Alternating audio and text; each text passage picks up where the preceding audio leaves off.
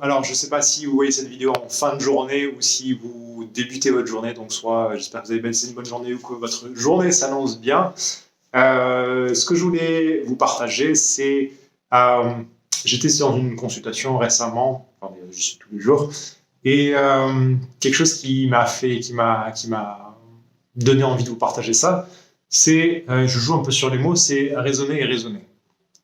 Donc, le premier raisonner, c'est raisonner avec ça. Ensuite, on raisonne avec ça. Et sauf que raisonner ici et raisonner ici, c'est très rarement en phase. Et du fait que ce soit très rarement en phase, c'est source de conflits, de stress, de peur. Et j'ai fait une vidéo récemment sur la peur, j'ai fait une vidéo sur la culpabilité. Bon, c'est en anglais, donc je le ferai en français aussi avec l'aise. Et ça empêche finalement la résonance d'ici. Et votre corps, il vous exprimera toujours ce qui est bon pour lui. C'est-à-dire qu'il ne vous mentira jamais. Et ça, c'est quelque chose de magnifique quand même, parce que un corps qui ne ment jamais et qui vous dit toujours la vérité, c'est quelque chose qui est honnêtement génial. Et c'est comme un meilleur ami qui vous dira toujours, qui vous dira, bah, écoute, ce job, il est pour toi, ou cette personne, franchement, elle est pas pour toi, ou je pense que c'est quelque chose que tu devrais faire, que tu ne devrais pas faire, même si que ça plaise ou que ça ne plaise pas. Mais ça a le mérite d'être juste, d'être vrai et honnête. Et le corps, il est là pour une chose. Et on a tendance à oublier ça. C'est-à-dire que votre cerveau, il est là pour... Le cerveau, il est là pour survivre. Il n'est pas là pour être heureux. Notre âme, notre esprit, lui, a envie de légèreté, lui, a envie de croissance, lui, il a envie d'être heureux. Donc, lui, il a besoin d'être nourri. Donc, en fait, on est en train de nourrir deux choses différentes. Une chose qui résonne ici, qui est plutôt l'âme, l'esprit, et quelque chose qui est ici, qui est le corps. Et ça, à partir du moment où ça, il y a une perception de peur, il y a une perception de danger, que ce soit quelque chose que nous, on a identifié, que nous, on a vu, ou quelque chose que quelqu'un d'autre a dit qu'on aurait dû voir, qu'on aurait dû identifier, en disant, t'as vu, c'est quand même terrible d'avoir ça, mais de toute façon, c'est infaisable, ça, tu peux pas y arriver, ou ce n'est pas raisonnable. Parce que non, effectivement, c'est pas raisonnable. Donc, comment il va falloir que je raisonne quelque chose que je sens ici? D'abord, au lieu que ça sorte de là, direct par là, en fait, ça va monter dans ma tête, ça fait 123 tours, et ensuite, filtré, ça sort par ma bouche. Et si ce qu'il y a ici n'est pas explicable par ce qui est ici, qui est le produit de mon éducation, de ma religion, de ma culture, de ma société, de mes propres expériences, si tout ça, c'est pas compatible, eh bien, je ne peux pas exprimer ce qui a d'abord résonné en moi, ce qui a résonné ici était irraisonnable ici, donc je ne l'ai pas exprimé là. Donc qu'est-ce qui se passe? Je reste avec quelque chose à l'intérieur. C'est ce qu'on appelle du psychosomatique. Quelque chose qui n'est pas sorti, une énergie, une vibration, une émotion qui n'est pas sortie à l'extérieur, en dehors de vous, elle est restée à l'intérieur de vous. Et comme j'expliquais dans les autres, et je le prends toujours comme exemple, on a un cercle, on a une énergie. Cette énergie, il faut qu'elle circule, il faut qu'elle bouge. Et en fait, si elle reste là, elle stagne. Et la stagnation, c'est jamais bon. Donc en revenant sur le raisonnement de quelqu'un d'autre, donc quelqu'un d'autre qui nous a donné une opinion, qui est devenue notre réalité, on s'est approprié son opinion, et donc on a créé notre perception de la réalité en fonction de ce qui nous a été dit. Typiquement, la chose qui arrive quand on est jeune, quand on est enfant. Et donc on va réagir en fonction de cette réalité-là. Du fait qu'on raisonne par cette perception, par cette modification de la réalité imprégnée ou influencée par quelqu'un d'extérieur, eh bien, le corps, il ne va pas pouvoir exprimer clairement, il ne va pas pouvoir se manifester parce qu'on ne lui laisse pas. On ne le laisse pas parce qu'il ne rentre pas dans les critères autorisés d'expression. C'est-à-dire que ce que j'ai envie d'exprimer, cette situation, cette personne, je ne la sens pas. Ce placement financier, c'est pas OK. Ce job-là, j'ai plus envie. Je le sens pas, ça. Ça ne résonne plus avec moi. J'ai évolué, j'aspire à autre chose. J'ai envie d'un autre job, j'ai envie d'être avec d'autres personnes. Cette relation, aujourd'hui, n'est plus en résonance avec ce que je sens ici. Nous sommes devenus deux personnes différentes, on doit se séparer. Est-ce que tout ça, c'est raisonnable dans tous mes codes, dans mes éthiques, dans mes valeurs culturelles, religieuses, éducationnelles, nationales, familiales? Est-ce que tout ça, c'est raisonnablement explicable et donc acceptable? Oui. Pas de chance. Non, pas de chance non plus. Parce que dans les deux cas, le premier ressenti, l'intuitif, le ressenti du corps, il reste dedans. Donc, c'est-à-dire qu'on va manifester, et c'est ce que je disais la dernière fois, dans les douleurs, c'est-à-dire qu'une douleur, c'est ni plus ni moins que quelque chose qui est resté à l'intérieur, qui vous invite à changer, qui vous invite à vous transformer, non pas dans le but de vous punir, mais de vous faire grandir. Et cette croissance, c'est quelque chose dont on a tous besoin. Et c'est quelque chose qui est inhérent à l'esprit. Le corps, lui, la survie, l'esprit, lui, veut la croissance. Et des fois, on se satisfait de nos besoins physiologiques, nos besoins du corps, mais pour autant, ça ne satisfait pas les besoins de l'esprit. On s'est nourri de nourriture, d'aliments, d'eau, des choses basiques, mais quand on a lu un livre, on a une conversation, on a entendu, on a vu quelque chose, on a écouté de la musique, on a composé, on a nourri notre esprit. Donc ça, c'est quelque chose, encore une fois, c'est deux choses qui sont différentes, mais sous la même maison.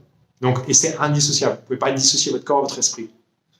Et donc, si je dois comparer ce qu'on se fait avec notre corps et toutes ces choses-là, cette mauvaise conduite, si je puis dire, envers nous-mêmes, si on prend la même chose avec votre voiture, c'est-à-dire que vous allez vous retrouver au bord de la route avec les 4 pneus crevés, le moteur qui fume, le voyant d'huile allumé, il n'y a plus d'eau, le bazar est à moitié en feu, c'est sale à l'intérieur, et vous attendez, vous avez appelé le service dépannage, et le gars de l'assurance vient, dépanneur vient, et il vous dit, bah écoutez, vous avez 4 pneus crevés, et vous n'avez plus de plaquettes, vous n'avez plus d'eau dans votre moteur, vous n'avez plus d'huile dans le moteur, et ça flambe depuis un bout de temps, les durites, elles ne sont pas entretenues, elles sont desséchées, le réservoir d'essence, il est vide, dedans, vous avez mangé, on aurait dit que vous avez fait une fête dans votre voiture et que tout le monde s'est goinfré,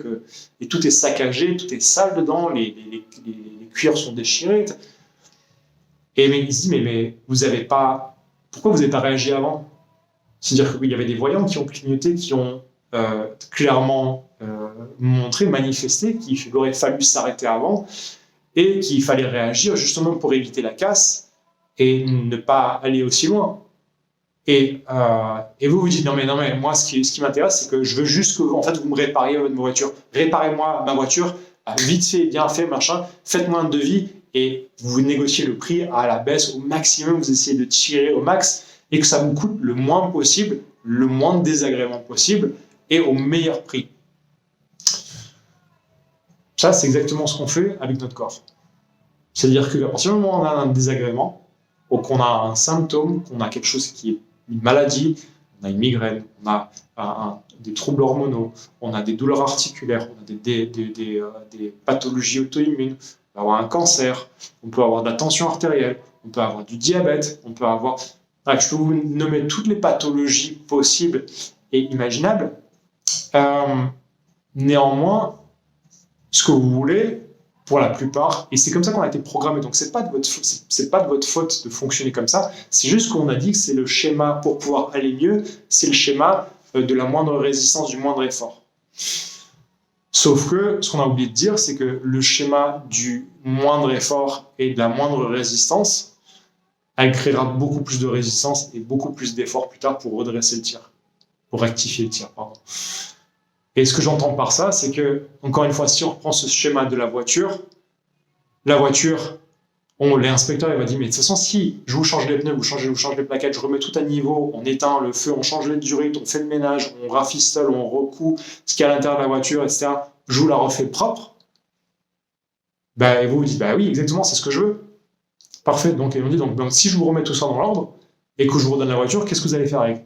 Je remets le pied au plancher, je fonce, je gaze, et l'inspecteur il vous dit, mais vous n'allez pas changer votre mode de conduite?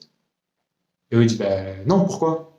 Il dit, mais justement, en fait, c'est votre mode de conduite qui a fait que vous avez cramé vos pneus, vous n'avez plus de plaquettes, et en fait, vous avez attendu, votre voiture vous a forcé à vous arrêter, et vous avez eu de la chance, parce que vous aurez pu faire des sorties de route, vous aurez pu tuer des gens, etc., vous aurez pu vous tuer, en fait, il y a plein de possibilités qui étaient possibles, mais vous avez été arrêté avant. Et donc, malgré tout ça, est-ce que quand même, vous décidez de ne pas changer votre comportement? Et donc, dans votre corps, c'est pareil. Donc, qu'est-ce qui fait que ça vous paraît bizarre avec la voiture? Vous dites, non, mais bon, effectivement, si j'ai cramé mes pneus, que je change mes pneus, si je veux plus que ça arrive et que j'évite de me tuer, on va dire, bah, il va falloir que je change mon style de conduite. Si c'est un inspecteur de police qui vous dit ça, il dit, si vous venez de vous faire arrêter, vous n'avez plus de la voiture qui est plus fonctionnelle, plus de plaquettes, vous avez fait des excès de vitesse, vous avez des amortisseurs qui ne sont pas stables, la voiture elle est sale, votre pare-brise il est dégueulasse, et ainsi de suite, je vous verbalise, soit vous remettez à l'ordre et vous respectez les règles basiques pour pouvoir fonctionner correctement et en sécurité pour vous-même et avec votre entourage, parce que si vous tuez ou vous enfoncez ou vous foirez physiquement et vous vous envoyez dans un arbre, ce sera à l'arbre, donc vous fait du mal à vous-même. Mais si vous percutez quelqu'un d'autre, vous entraînez quelqu'un d'autre dans votre déchéance, dans votre accident, ou dans votre négligence, là c'est grave. Donc c'est-à-dire qu'est-ce que je fais? Si vous ne m'écoutez pas, je vous retire le permis. Et donc quand je fais l'analogie que je dis, mais si, avec la voiture, si vous faites la même chose avec votre corps, eh bien que vous ne vous respectez pas, ça c'est hyper important. Si vous ne vous respectez pas, eh bien, vous ne pouvez pas respecter l'entourage. Donc, c'est-à-dire votre pathologie devient la pathologie de votre entourage. Et c'est votre responsabilité à chacun d'adresser la base du problème, la cause, et donc la douleur, d'écouter la douleur, donc d'écouter vos symptômes, de regarder ces voyants qui clignotent sur le tableau de bord et qui vous préviennent et qui vous avertissent, de dire attention, si tu continues comme ça, tu vas cramer quelque chose, il va se passer quelque chose de grave. Donc, pendant combien de temps on décide d'ignorer ces voyants-là? Et à force d'ignorer, on sera arrêté de force. Et ça, c'est la maladie, c'est l'inconfort.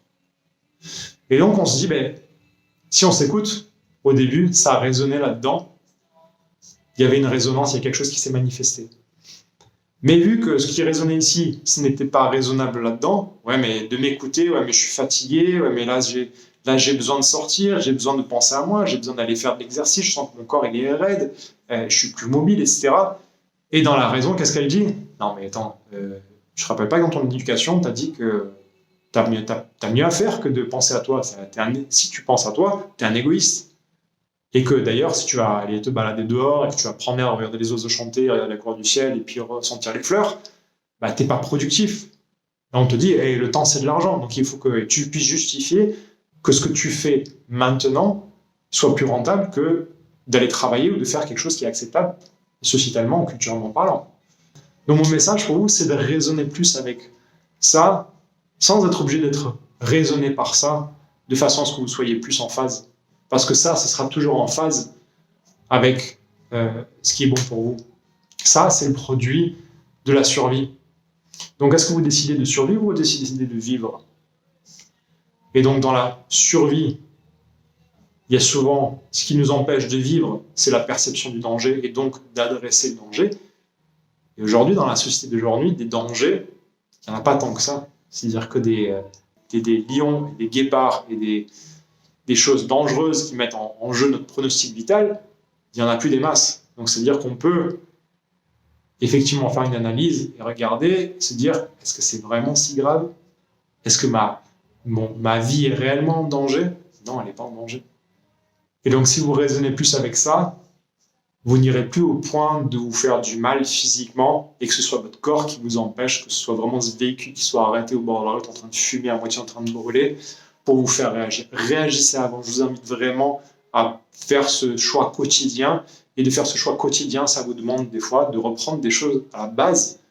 C'est quoi votre objectif? Qu'est-ce que vous voulez? Qu'est-ce qui est réellement important? Et il n'y a rien de plus important que votre santé. Il n'y a rien qui passe au-dessus de ça. On peut prendre, oui, mais j'ai mes enfants, mais c'est important pour eux, et leurs études. Ok. Les enfants, les études, l'école, votre santé. Je me dis, si j'enlève les enfants, j'enlève l'école. Qu'est-ce qui se passe? Ils meurent? Non. Je vous enlève votre santé, vous mourrez? Oui. Donc je prends deux extrêmes. C'est-à-dire qu'en fait, l'école ne peut pas substituer à votre santé. Ou les enfants, ou l'équipe des enfants ne peut pas substituer à votre santé. On prend un truc simple, quand vous montez dans l'avion et qu'on vous dit, qu'on vous récite les règles de sécurité, on vous dit, si jamais il y a une dépressurisation de l'appareil, de la cabine, vous mettez d'abord votre masque et ensuite vous mettez le masque aux enfants. Logique. Si vous n'êtes pas opérationnel, vous n'êtes d'aucune utilité à les personnes qui sont dépendantes de vous. Donc, c'est-à-dire qu'encore une fois, on ne peut pas se servir comme excuse qu'on doit faire ci pour un tel, on doit faire ça pour un tel, au détriment de soi-même. Parce que sinon, on construit son déséquilibre, on construit sa maladie, on construit son futur, on construit son avenir. Et si il est symptomatique, qui montre un certain déséquilibre et un inconfort, ce n'est absolument pas l'avenir dont vous avez besoin et celui que vous méritez avant tout. Et donc, si vous devez vous projeter, qu'est-ce que vous pensez mériter? Qu'est-ce que vous souhaitez à vous-même? Et donc, cette partie, elle est cruciale de vous revaloriser et de savoir qu'est-ce que vous souhaitez dans le meilleur des cas, dans le meilleur des mondes, et en fait de créer ce monde, de créer cet environnement pour vous, et ce qui va permettre d'avoir un corps qui sera en équilibre. On dit un corps sain et un esprit sain. Votre corps, c'est le temple de l'esprit. Et ce temple, il est basé sur des piliers. À partir du moment où ce temple il commence à basculer, il va s'effondrer à un moment donné. Et donc, si on n'a pas de temple, l'esprit ne peut pas continuer, ne peut pas voyager. Et normalement, quand vous rentrez dans un temple, ça sent bon, il y a des encens, c'est propre, il y a des offrandes, il y a des choses qu'on donne, on donne des belles choses, on donne des bonnes choses, il y a des bonnes ondes, c'est une bonne énergie, il y a un respect de l'environnement, il y a une écoute, et donc il y a une synergie avec tout ce qui fréquente, tout ce qui compose et qui crée cet environnement et qui va faire que ça va échanger, ça va attirer un type de personnes bienveillantes qui vont venir dans le respect de ce temple-là. Donc, c'est-à-dire que ce temple ne peut qu'être respecté si celui qui incarne ce temple-là et qui l'entretient le respecte lui-même. Et ce serait malhonnête d'attendre que l'entourage doit respecter ce temple-là, alors que celui qui est propriétaire, celui qui est responsable des lieux, ne le fasse pas lui-même. Donc j'espère que ça résonne en vous, que ça va vous permettre aussi de faire une introspection sur des choses basiques et importantes au quotidien et de faire le bilan là-dessus pour vous de façon à ce que vous puissiez bénéficier de quelque chose de stable et de durable surtout. Parce qu'il ne s'agit pas de juste de mettre des objectifs et de dire oui, mais bon, si je veux perdre du poids ou je veux être mieux pour ma santé, en fait, c'est juste pour rentrer dans mon bikini cet été-là. Non, il y a plus loin que l'été. Ce qu'on fait, c'est un investissement de sa santé, c'est quelque chose, un investissement sur du long terme. Quelque chose qui va beaucoup plus loin que cet été et l'été d'après et celui d'après. Ce sera les étés si vous avez 20, 30, 40 ans, c'est pour les étés passer 100 ans. Vieillir, on va tous vieillir. Comment on va vieillir? Ça, c'est notre responsabilité à chacun. Et comment on écoute ce qui résonne ici et qu'on arrête de réfléchir avec ce qui se passe là-dedans. Donc, raisonnez ici et raisonnez un peu moins là-dedans. Salut à tous, à bientôt.